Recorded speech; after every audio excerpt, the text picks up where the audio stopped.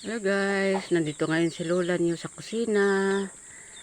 Namimili ng magtitinda si Lola. Ayan, nakikita niyo mga apo, may isang alimango na takbo kasi buhay pa sila. Pati yung mga kalantigas, nagagapang pa sila, tsaka may kasag. Ayan, huli ni Lolo niyo. Titinda ko. Ayan. Hindi muna sinulit yung sa aming sulitan kasi kakaunti. Kasi malayo-layo din ang aming sulitan. Kasi nakabaon ng aming alaga. Yung kasi ng aming regaton. Ay, naku, gagapang. Tika, lalabas ko lang gana. Ay, ang aming regaton, may alaga kami doon dalawa. Ay, nakabaon. Kaya yung sa aming sarili, kakaunti naman, ititinda na muna ni Lola. Ayan, kita niyo mga apo. Ako, nagapang pa yung isang katang. Lalabas ko sa planggana. Ayan, nakatakot. Kasi walang tali. Ayan. Naku, huwag kang lumabas. Diyos ko, day. Grabing sipi. O, nakakatakot na sipi to. Ito itong minsan may nagtatanong sa akin kung anong jako. Ere ang jako, ang tawag na jako, maliliit na isda.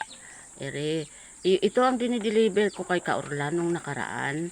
Ay, ang binta ko rito sa ganarin jako, 25 ang isang kilo. Pampakain nila sa aso nila kasi marami silang aso. At saka itong hipon, ere kita nyo mga apo, maliliit ng huli ngayon, minsan malalaki. Depende sa dating ng hipon, minsan malalaki, ganiri minsan ganiri kalalaki. Buhay pa nagapanggapang pa sariwa kasi sila. Kasi kahuhuli lang. Ere, maliliit ang dami ang kaliliit Pambikang-bikang na lang ito, hindi nga panglagay ng pag nakabili sa akin ng mga suki ko. Nilalagay na sa pansit. Ay, puta, ay, naku. Takot ko mga apong natapos. Natutol tuloy ang paliwanag ko sa inyo kasi ang inyong katang natakbo. Nalabas ko ng gana. Sorry mga apo. Nagulat ako. Ay, naku, Diyos ko, day. Ay, ere. Ulitin ko mga apo. Ereng maliliit. Ang ginagawa nila bikang-bikang. Tapos, nilalagay sa gulay, sa pansit. Ayan, lalako ni Lola. Ayan ang timbangan ni Lola. Magtitimbang si Lola. Ere ang maliliit. Ang binta ko nito, 180 lang ang kilo.